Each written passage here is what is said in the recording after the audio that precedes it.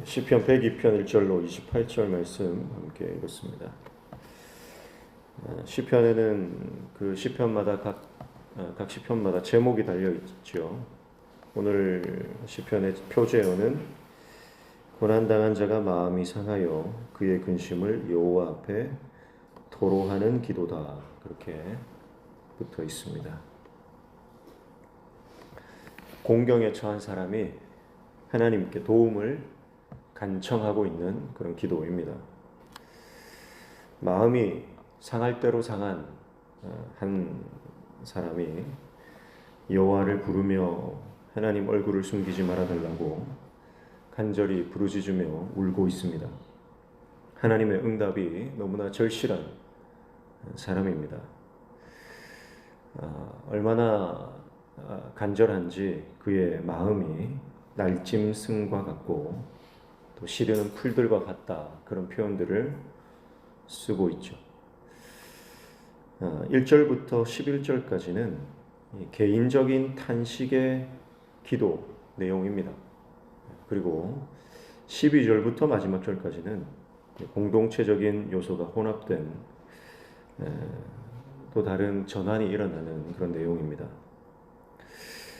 시편을 가만히 보면 아마도 바벨론 포로기에 그 포로 생활을 하는 그 시인의 고통스러운 시간들, 그 시간들을 견디면서 회복을 소망하는 그런 내용이라고 유추해 볼 수가 있겠습니다. 먼저 3절 보시면 내 날이 연기같이 소멸하며 내 뼈가 숯같이 탔음이니이다, 이렇게 말하죠. 3절 앞에는 생략된 히브리 단어가 있는데요, 키라는 단어. 왜냐하면 이런 뜻이죠. 3절부터 11절까지는 이유를 쭉 나열합니다. 첫 번째가 지금 자기 인생이 연기처럼 다 소멸해버린, 연기는 잡을 수도 없고 공중에 흩어지면 이내 사라져버리죠. 흔적이 없죠. 자기 인생이 지금 그와 같은 것이고, 뼈가 숯같이 탔다는데 이 숯이라고 하는 것은 원어적으로 보면 화덕입니다. 화덕, 화로, 화덕. 뼈가 다 타버렸다. 시커멓게 타버렸다는 거죠. 중병에 들린 그런 사람들을 보면 진짜 뼈까지 썩어 들어가는 것을 볼 수 있습니다. 지금 시인의 삶이, 또 보이지 않는 내면이 얼마나 힘들고 아픈지를 표현하고 있습니다. 또 4절에 내가 음식 먹기도 잊었으므로 내 마음이 풀같이 시들고 말라버렸다. 밥맛이 없다는 거죠. 아무것도 목구멍으로 넘어가지가 않습니다. 너무 힘드니까 밥 먹기도 잊었다. 그래서 5절에 나의 탄식 소리로 말미암아 나의 살이 뼈에 붙었다. 밥도 못 먹고 늘 탄식하니까 피골이 상접했다는 것. 6절에 나는 광야에 올빼미 같고 황폐한 곳에 부엉이 같이 되었다. 올빼미, 부엉이는 밤에 활동하죠. 낮에는 활동하지 않다가 밤이 되면 활동하는. 그래서 밤이 되어서 한숨도 자지 못하는, 눈을 감지 못하는 그런 날짐승과 같은 지금 상태.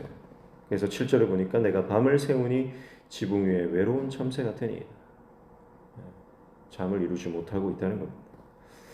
8절 내 원수들이 종일 나를 비방하며 내게 대항하여 미칠 듯이 날뛰는 자들이 나를 가리켜 맹세하나이다. 자, 외부적인 상황을 보니까 대적들이 끊임없이 자기 자신을 비방하고 공격하고 있다는 것. 미칠 듯이 날뛴다, 이렇게 느껴질 만큼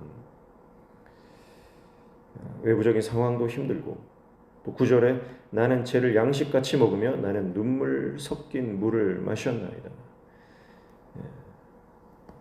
재를 이스라엘 사람들은 슬픔을 표현할 때 재를 뿌리거든요. 머리에다가 재를 다 뿌립니다. 그게 가장 큰 슬픔을 표현하는 방법이에요. 그래서 재를 양식같이 먹었다. 눈물 섞인 물을 마셨다. 10절 주의 분노와 진노로 말미암음이라 주께서 나를 들어서 던지셨나이다.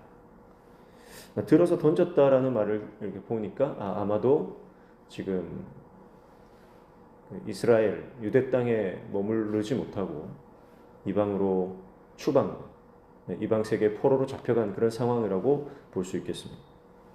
그래서 11절 내 날이 기울어지는 그림자 같고 내가 풀에 시들어짐 같으니이다. 자기 인생이 지금 완전히 기울어지고 실체가 없는 그림자 같고 풀이 시들어지는 것 같다. 이렇게 표현합니다. 자, 그러니까 시인의 상태를 적나라하게 표현하고 자기 자신이 얼마나 힘든지 하나님 앞에 토로하고 있습니다. 이유들을 말하는 겁니다. 그런데 중요한 것은 3절부터 11절까지 이 시인의 상태보다 더 중요한 것은 뭐냐면 1절과 2절입니다. 자, 이렇기 때문에 시인이 뭐 하느냐, 그게 중요한 겁니다. 지금 이런 상황 가운데, 너무 힘들고 어려운 상황 가운데 시인이 지금 뭘 하고 있는지 1절, 2절을 다시 보십시오. 1절, 2절 같이 읽습니다. 여호와여 내 기도를 들으시고 나의 부르짖음을 주께 상달하게 하소서. 나의 괴로운 날에 주의 얼굴을 내게 숨기지 마소서. 주의 귀를 내게 기울이사 내가 부르짖는 날에 속히 내게 응답하소서. 그러니까요 3절부터 11절까지는 왜냐하면 이유를 말합니다. 그 이유 때문에 시인은 지금 뭐 하고 있어요? 하나님 앞에 나아가서 부르짖어 기도하고 있다는 거죠. 이게 중요한 거예요. 여러분, 우리는 힘들고 어렵고 내 힘으로 뭔가 할 수 없는 상황에서 사람을 찾아가거나 이리저리 방법을 찾아 헤매는 경우가 많습니다. 그런데 오늘 시인은요, 자기가 할 수 없는, 자기 힘으로 뭔가 아무것도 할 수 없는 이 상태에서 하나님 앞에 나아가 자신의 처지가 괴롭지만 고통의 정점에 서 있는 것 같은 그런 지금 시간이지만 아무도 자기를 도울 수 없는 고독하고 외로운 고립된 그런 시간과 공간에 있지만 그러나 시인은 여전히 하나님이 내 곁에 계심을 확인하려고 하는 것입니다. 환난의 시간에도 시인의 갈망은요, 하나님의 임재입니다. 얼굴을 내게 숨기지 마소서. 그 임재를 구하는 거예요. 그러니까 단순히 하나님 나를 도와주세요. 단순히 하나님 내 상황 좀 해결해 주세요. 그게 아닙니다. 시인이 원하는 것은 주님 얼굴 보기 원합니다. 하는 거예요. 지금 이역만리 지금 이방 땅에서 포로로 잡혀와서 자기가 할 수 있는 상황을 반전시킬 수 있는 힘이 자기에게는 단 1도 없습니다. 그러나 시인이 구하는 것은 하나님 내게 얼굴을 숨기지 마십시오. 하나님 주님 얼굴 보기를 원합니다. 하나님 임재를 구하고 있다는 것. 여러분 이렇게 힘든데 3절부터 11절까지 이렇게 힘든데 이렇게 절망적인 상황인데 내 속이 시커멓게 타들어가는데 하나님 나는 주님 얼굴 보기 원합니다. 여러분 이게 믿음 아닙니까?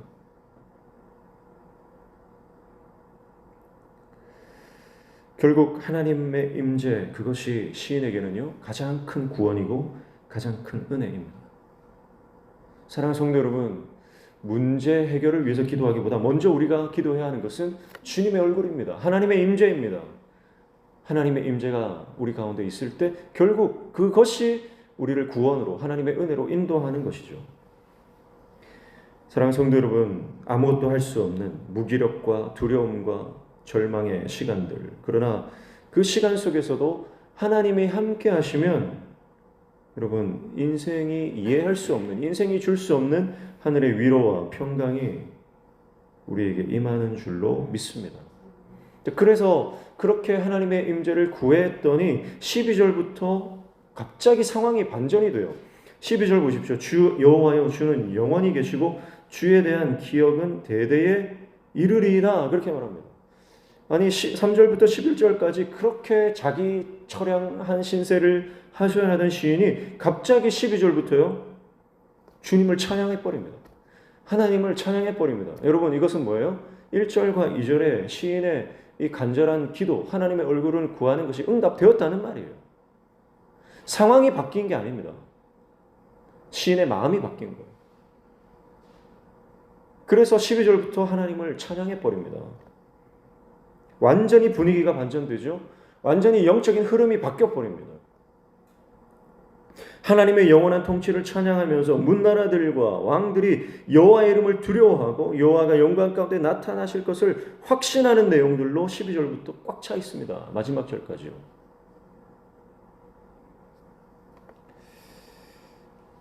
정말 11절까지 탄식했던 사람의 고백이라고는 믿기 힘들 정도의 반전이 일어납니다. 여러분, 이것이 신앙의 반전입니다.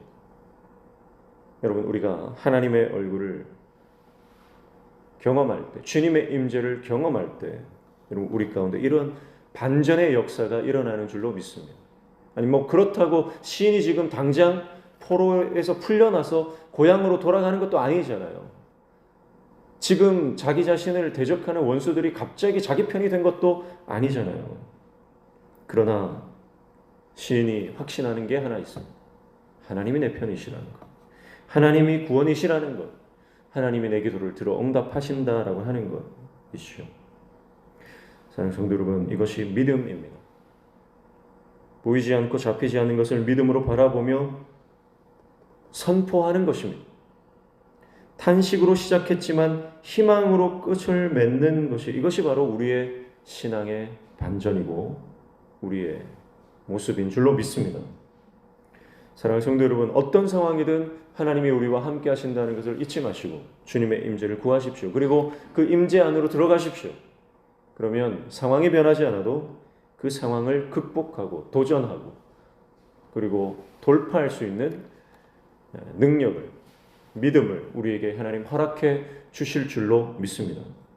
그리고 오늘 하나님께서 회복하실 것을 확신하는 시인처럼, 그래서 26절부터 28절 보십시오. 천지는 없어지려니와 주는 영존하시겠고 그것들은 다 옷같이 낡으리니 의복같이 바꾸시면 바뀌려니와 주는 한결같으시고 주의 연대는 무궁하리이다. 주의 종들의 자손은 항상 안전히 거주하고 그의 후손은 주 앞에 굳게 서리이다 하였도다. 그래서 결국은 하나님께서 내 당대에 이스라엘 땅으로, 고국 땅으로 돌아가는 것이 일어나지 않아도 상관없어요. 왜냐하면 하나님은 내 후대에 그것을 이루실 것을 확신하고 있기 때문입니다. 그래서 21절 보시면 여호와의 이름은 시온에서 그 영예를 예루살렘에서 선포하게 하려 하십니다. 결국은 하나님의 영광이 회복될 것이다. 하나님의 백성들의 영광이 회복될 것이다. 결국 상황은 반전될 것이다. 그것이 지금 당장이 아니고 몇십 년 후 혹은 몇백 년 후라도 상관없어요. 왜냐하면 이미 하나님과 그는 함께하고 있기 때문입니다. 그것이 믿음 아닙니까? 지금 당장 내 손에 잡히지 않아도 하나님이 함께 하시면 이미 아직 일어나지 않은 일을 이미 일어난 것으로 보고 하나님의 영광을 선포하게 되는 것입니다. 사랑하는 성도 여러분, 오늘 힘들고 어려운 상황 가운데 오늘 제목처럼 마음이 상해 여호와 앞에 나아가 토로할 수밖에 없는 그런 상황이라 할지라도 주님이 함께 하시며 들으시고 내 기도 들으시고 응답하시고 우리 가운데 놀라운 평강과 믿음과 확신을 허락해 주십니다. 이것을 잊지 마시고 오늘도 주님 붙잡고 주님께 바짝 다가가 그분께 달라붙는 저와 여러분 되시기를 축복한 기도하겠습니다. 하나님 아버지, 우리 인생이 내 힘으로 할 수 있는 것이 얼마나 있겠습니까? 그러나 주님께 딱 붙어 있을 때 하나님이 회복시키시는 줄로 믿습니다. 우리의 황폐한 인생, 우리의 속이 시커멓게 타들어가는 그런 힘들고 어려운 상황이라도 주님이 위로하시고 하늘의 은혜로 우리를 채우실 줄로 믿습니다. 우리 모든 성도들이 이 은혜 누리는 인생이 되게 도와 주시옵소서.